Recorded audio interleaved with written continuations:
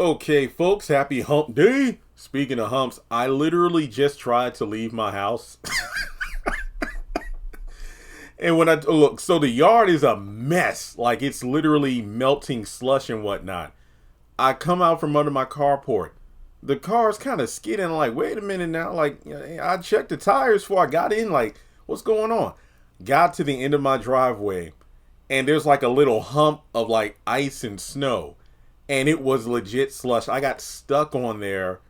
Not, I wasn't in the middle of the road or anything, but it's like it was a hump I couldn't get over. Even when I added gas, I'm like, you know what? Even though the roads are clear, I'm taking this as my God sign not to go anywhere. So I nicely backed up, went back under the carport, and came back inside. I said, not today, not today. So, what they say? Man's rejection is God protection. So there must have been something out on them roads I didn't know about that God wanted me to not deal with. So I'm in the house now and I'm recording this review. I was going to do the review as soon as I got back, but hey, we're here now. So welcome to everybody. As of right now, still no other channel members. I think we got 3. So to the chosen 3, thanks for the support. And I hope you enjoy this review. I'm giving Wednesday's episode an 8 out of 10. And funny enough, I actually scheduled a video to drop around 4 or 5 today about Chelsea being selfish for leaving, even though in this episode apparently she decides not to go. Well, dang. So, hey, at least I did that live stream yesterday and talked about it, so there we go. Now, Chelsea pops in on her grandma and is shocked to see her new hair, saying she looks even better than Rihanna. And she's crying, but that's when Anita's like, no, we aren't having any big emotions today. And she's thrilled with her makeover. I gotta say, she's rocking the hair. Now, if I'm not mistaken, some people have told me that this is like her natural hair. And if that's the case, holy crap, it looks amazing. I think some people have even screenshotted or posted clips from real life interviews from the actress. And she wears it well. She does. Now, she tells her about how she had a hair disaster years ago and had to borrow a wig and strap it down with a bow. So, regardless, that's when Chelsea mentions she has found a dream of her own to chase, but Kat doesn't approve of her plan to move out of the country with Madison. And it does sound unhinged, but what I have with her is like the realest thing she's ever had. And I'm thinking to myself, but Chelsea, what exactly do you have to measure against Madison? I mean, you had your wild streak when you were a model, and you possibly had relationships or flings back then. Allison was, I guess you could argue Allison was the first person she really caught feelings for, but based on how we've seen her thus far, I think she falls way too quickly. Like she immediately jumps from persons like, I love you. And I'm like, wait, what? Because let's not forget, even though it turned out not to be real, Chelsea met Allison as part of a married couple. She had a husband and they did threesome stuff. Yes, I know. The guy was actually one of the escorts from Joey's company that Vanessa now runs over. But yeah, basically, Allison hired this escort to masquerade as her husband in order to, play this game with Chelsea. But as far as Chelsea knew, I've fallen in love with a married woman and I want to do stuff with her alone. And when she said no, it broke my heart. And then I found Madison. So Anita says, I don't want anyone to put your life on pause because of my cancer. I said that. But real love doesn't require change. It should meet you where you are. I'm like, I don't always agree with Anita's wisdom because more often than not, specifically towards Kat, it leans towards Kat having to shrink herself and apologize to someone who, in all honesty, owes her the apology instead, just to maintain the peace. But when Anita gives some gems, she hands over diamonds. Real love doesn't require change. It should meet you where you are. Man. All right, so then we go to Uptown. Smitty and Martin arrange a date to pick up some takeout after he's finished with his stakeout at Uptown. And after he gets off the phone, this guy comes in to the booth. His name is Max. Apparently, he is a source of Smitty's. He declares he can't be his source anymore due to the fact that the boss knows that there's a snitch. And one of his colleagues got beat down really bad. And they ended up dumping the dude's body at the ER. Whew. And he's like, look, this too hot for me. I got to get out. So that's when Smitty shows him some pictures of children who have been missing their plasma transfers because they've been stolen. And Max rightfully doesn't want to end up in a body bag. But that's when Smitty points out that if he walks away now, it's going to be obvious that you were the informer.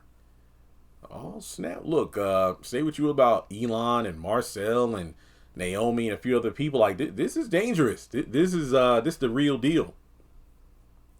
Now, speaking of Naomi, she stops by her cousin's house to talk with Martin for a bit, and they discuss being variant free.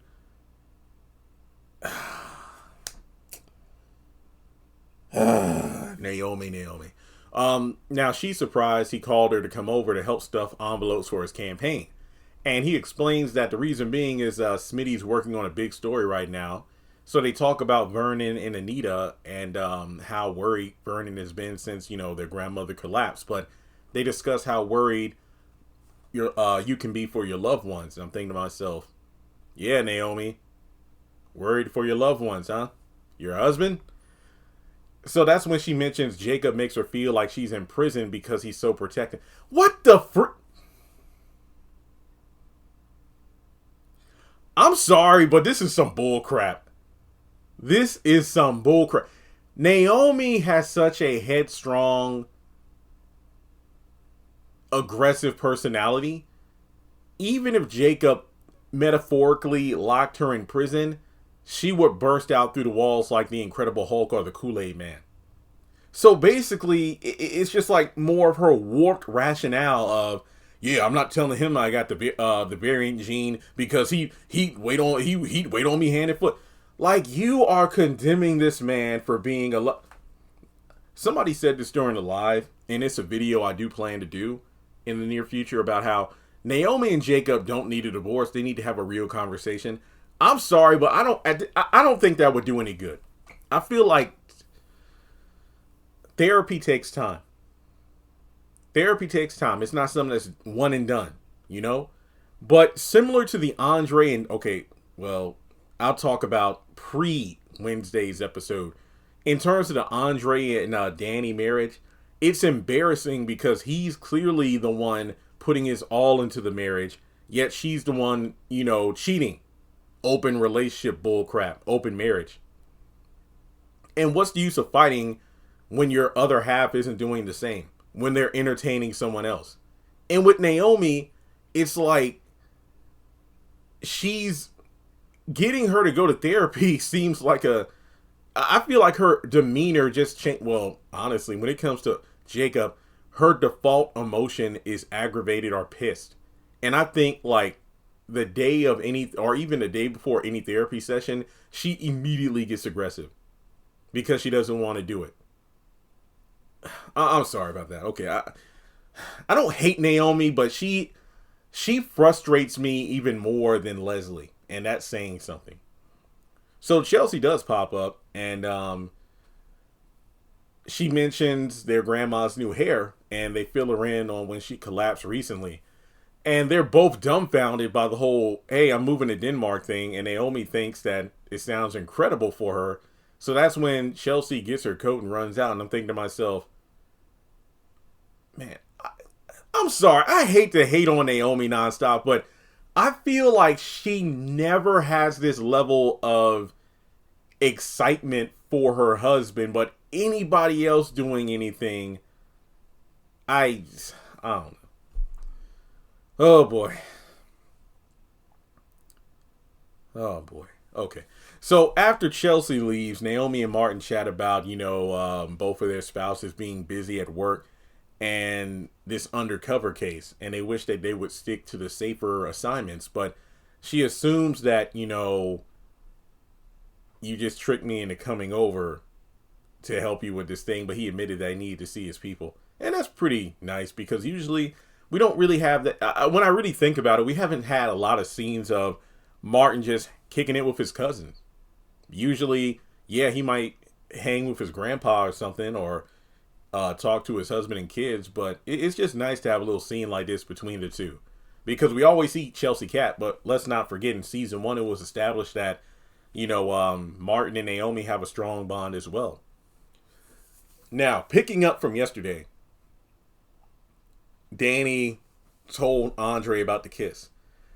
And that's when Andre's like, wow, that kiss must have been something else if Bill is ready to send his wife Haley packing.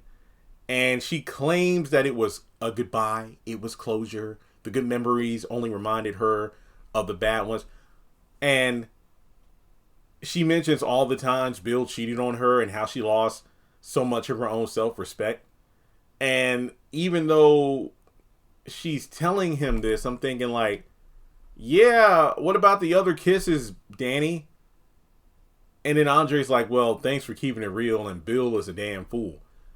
No, you are Boo Boo the fool for eating up any of this bull crap. I'm sorry, dude, I no. This is stupid. This is stupid. And so she keeps going on about, oh, the kiss was nothing, and I'm not going anywhere. And after they kiss, I wouldn't even want to. No. Get those lips away from me. No. So she kisses him and says that she's walking into the future with him. No. That's it. See, listen. If I ever get married, which I ain't saying I'm against it. Hey, I'm turning 35 this year. I don't know. Maybe God has it in for me when I'm in my 40s or something. But if I ever get married, I want it to be one time. Find the right woman, we get married. I don't want to do it again. The only quote unquote wedding I'd want to do again is if we're renewing our vows for like a milestone anniversary, like 10 year, 25, something like that. But my Lord, if my wife told me, hey, I kissed my ex or I did it, you cheat on me, we done. You cheat on me, we done. Like, I never want to get a divorce, but if my wife cheats on me, we are done. We are done. No. Done. So for Andre to just eat this crap up. All right, let me keep going. So Andre goes to see Anita, and she's, all giddy and says, hey, I need some new photos for my social media, which I think that's great. So she gets out some wigs and poses at the piano, and Andre does his thing. I feel like this was a good pick-me-up for Andre as far as the viewer is concerned. Like, after the whole Danny crap, I needed, Andre to get in his element. Like, hey, if your marriage is in shambles, but dude knows how to work a camera. Now, going over to Bill's office, he tells Haley to go and spend money. Yeah, remember that black card I gave you? Go have fun with that instead of worrying about me. But of course, we know Haley's in for the long haul regarding money. Now, that's when Caroline comes in, and that's when Bill tells Haley, please leave. And Caroline asks why, you got rid of Haley so fast. And he mentions the only thing on his mind right now is his schedule. And that's when Bill gives her a gift. And it's for 10 years of being his good friend and confidant. So I think that's pretty cool. He bought her a Mercedes. How do I sign up for a job at this firm? So after she leaves, vroom, vroom, Danny pops up and starts complaining about Caroline and how she's only loyal to him. But Danny knows Caroline always made sure she never crossed paths with his side pieces. So that's why, there's a bit of a chip on her shoulder regarding Bill's assistant. Now, he's like, what, are you back to lecture me and bash Haley all at one time or what? But then she mentions how, yeah, so I heard about Daddy learning from you that you regret the divorce. And he's like, well, with the alarming medical test and whatnot. And Danny's like, wait a minute, are you okay? But it's like, no. They're working it out now. She's like, yeah, I'm trying to put an end to this because we can't keep going down memory lane and kissing. We need to stay away from each other. And then she walks out. But how many times have they had this conversation? Bill setting boundaries, but Danny constantly popping up. Bill reminiscing, but Danny throwing the past, I mean the bad memories in his face. So what is today? Wednesday? Yeah, they'll probably be banging by the 24th.